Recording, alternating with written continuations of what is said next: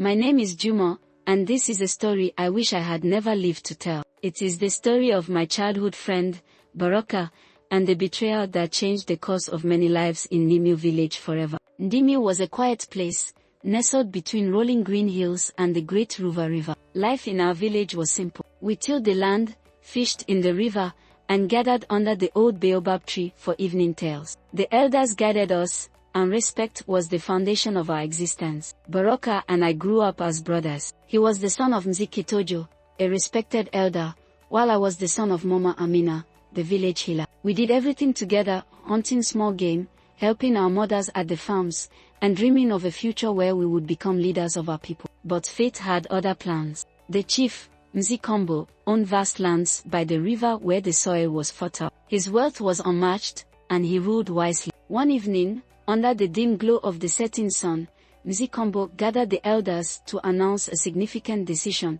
He would divide some of his land among hardworking young men to cultivate. This was a chance to gain wealth and status, a rare opportunity in Ndemu. Baraka and I were among those who wished to own a piece of this prized land. We pledged to work together, but deep within, a seed of greed had already been planted in Baraka's heart. Days turned into weeks as we prepared for the selection. To my surprise, Baraka began meeting Mzikombo in secret. At first, I thought little of it, but soon, rumors spread. Baraka had promised something to the chief in exchange for the best piece of land. When I confronted him, he laughed it off, saying I was too naive to understand how the world worked. Then came the fateful night. I was asleep when hurried knocks came at my door. It was Mama Amina, her face pale with fear. "Juma, wake up.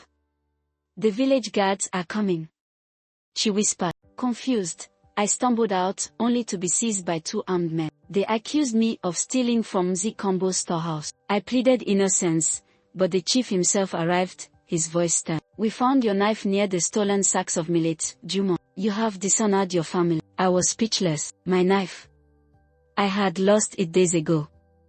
And then, through the crowd, I saw him, Baraka, standing behind the chief, his eyes avoiding mine. The betrayal hit me harder than the whip of the guards. He had planted my knife near the stolen millet to eliminate me from the land selection. My own brother in spirit had sold me out for wealth. Despite my protest, I was banished from Ndemu. My mother wept, but the village had spoken. With nothing but a tattered cloak, I walked into the wilderness, my heart heavy. For years, I wandered, working as a fisherman in distant lands. Then one day, news reached me. Ndemu had suffered a great flood. The river, once their lifeline, had overflown, washing away farms and homes. Baraka, the man who had betrayed me, had lost everything. I returned, not as the exiled boy but as a man. The village was in ruins, its people hungry and lost, and there stood Baraka, ragged and defeated. He looked at me, and for the first time, I saw regret in his eyes. "Juma,"